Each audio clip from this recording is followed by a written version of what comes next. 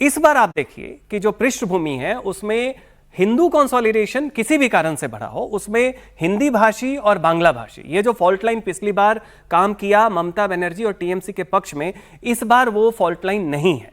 ठीक है, तो इसमें से कुछ सीटें जो हैं बीजेपी जीत सकती हैं, खासकर जो कम मार्जिन से। इसमें एक सावधानी ये जरूर रखनी चाहिए कि एसआईआर का जो नाम कट रहा है, याद रखिए इसमें एससी वोटर ठीक ठाक संख्या में, मुसलमानों से ज्यादा एससी वोटर है, और उसमें जिसे हम मतुआ या नमोशूद्र कहते हैं, वो वोटर जो हैं इस तरफ भी, वर्धमान से लेके हावड़ा हुगली में भी हैं अच्छी संख्या में। तो बहुत जगह हमने फील्ड में भी देखा है कि एसआईआर में उनका नाम भी कटा है।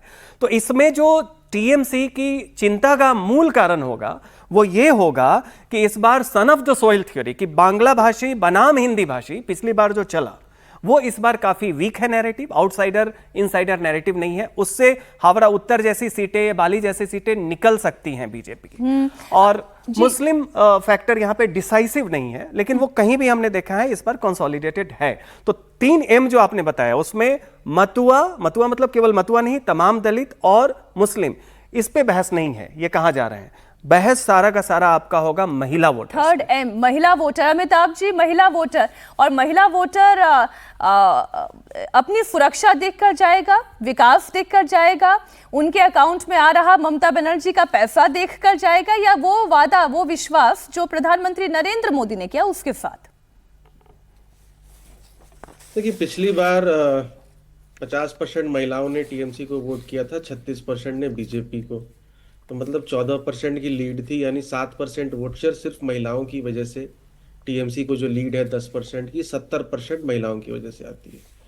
अब हमारे जो लास्ट ओपिनियन पोल ट्रैकर था उसमें लीड घट करके 6% ऑलरेडी हो चुकी थी। अब महिलाओं के लिए जो मुद्दे हैं वो बड़े क्या हैं इस बार? डिटेरियोरेटिंग लॉ एंड ऑर्डर एक मुद्दा है, वुमेन सेफ्टी एक मुद्दा है, आरजी कार, संदेश खाली इत्यादि, और तीसरा मुद्दा है आपका वेलफेयर स्कीम्स का। पर कैपिटा इनकम बंगाल में कम है, 1250 या 1750 जो रुपए ट्रांसफर किए जा रहे हैं लगभग 2 करोड़ 40 लाख महिलाओं को, क्या वो आज की डेट में, क्या वो आज की महंगाई को मद्देनजर रखते हुए उचित है? दूसरी बात है कि बीजेपी की 3W स्ट्रेटजी है।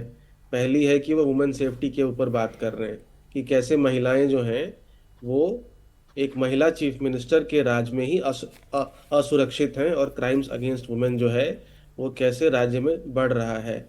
दूसरा है आपका वेलफेयर स्कीम, जो 1750 रुपए की बात ममता बनर्जी कर रही हैं, उनको काउंटर करने के लिए 3000 रुपए per month cash transfer scheme की एक बात है, डीबीटी स्कीम की एक बात है।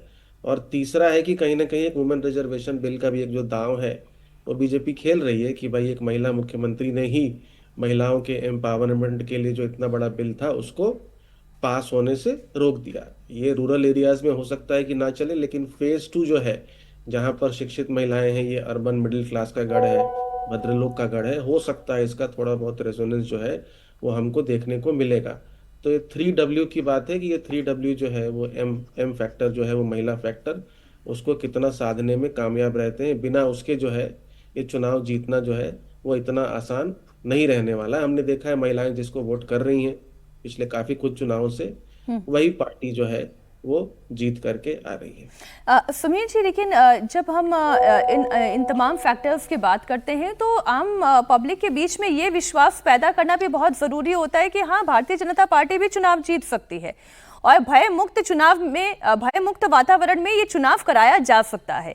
ये अगर इन 2 फैक्टर्स की मैं बात करूं सुमीर जी, तो क्या बीजेपी महिलाओं को अपनी तरफ आकर्षित कर सकती है? पहला तो वो विश्वास कि भारतीय जनता पार्टी भी चुनाव में आ सकती है और जीत सकती है, और दूसरा ये कि भय मुक्त वातावरण में ये चुनाव हो सकता है, और वो पहले फेज में हमने देखा, और पोलिंग परसेंटेज कितना बढ़ा वो भी हमने देखा।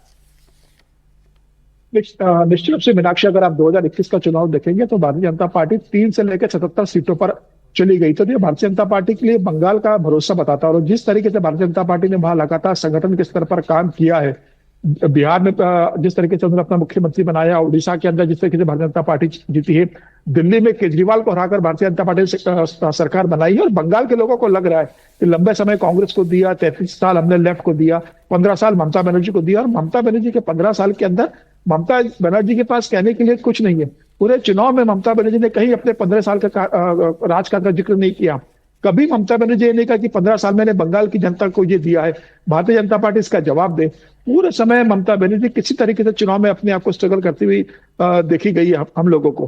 तो मुझे लगता है कि भारतीय जनता पार्टी ने जिक्र करा है, प्रधानमंत्री मोदी ने जो कहा है कि कट, करप्शन और कमीशन की जो राजनीति रही है, अपराध का जो रहा है, सिंडिकेट का जरा है, जो टोल टैक्स वसूली ममता बनर्जी ने की है, महिलाओं पे जो अत्याचार हुए, मुझे लग रहा है कि अब बंगाल की जनता को लग रहा है कि बस अब बहुत हुआ।